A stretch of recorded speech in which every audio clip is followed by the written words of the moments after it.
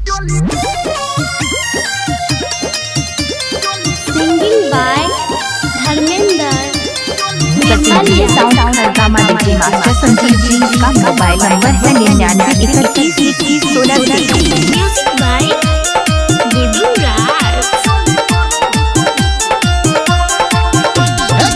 चले गोरे की तू हमारा गटोला लहंगा पहिरे ने छरंग समतोला। सचिन साउंड चले गोरे की तू हमारा गटोला लहंगा पहिरे ने छरंग समतोला। छोरा सब ताको छोरी तोरा टुक टुक चली बरो भुक भुक। छोरा सब ताको छोरी तोरा टुक टुक चली बरो भुक भुक। छोरा सब ताको छोरी तोरा टुक टुक चली बरो भुक भुक। सचिन डीजे साउंड हंगामा। सचिन डीजे साउंड हंगामा। सचिन डीजे साउंड हंगामा। सचिन डीजे साउंड हंगामा।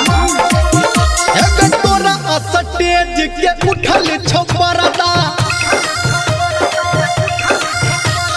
पूरा समियाना में बुराई देले गरदा। तोरा स्टेज के उठल छपरदा पूरा समियाना में बुराई देले गरदा। गजब के लागो तोहर पीछा वाला लुक चोली बरो भुक भुक। छौरा सब ताको छोड़ी तोरा टुक टुक चोली बरो भुक भुक। छौरा सब ताको छोड़ी तोरा टुक टुक चोली बरो भुक भुक। बुताई नहीं चल गए। निकनिंग मास्टर राजकुमार जी का पति।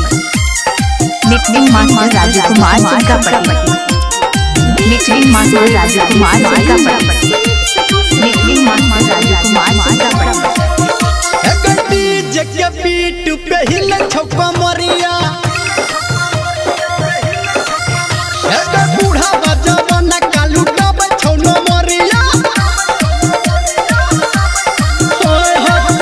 जगह पीठ पे हिल छौका मरिया। बूढ़ा बजवाना कालू डब छौनो मरिया।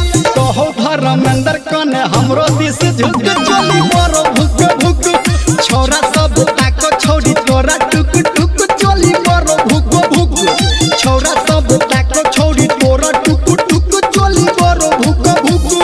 निकनिंग मास्टर राजकुमार जी का पति। इसका मोबाइल नंबर है 62 064 74 928।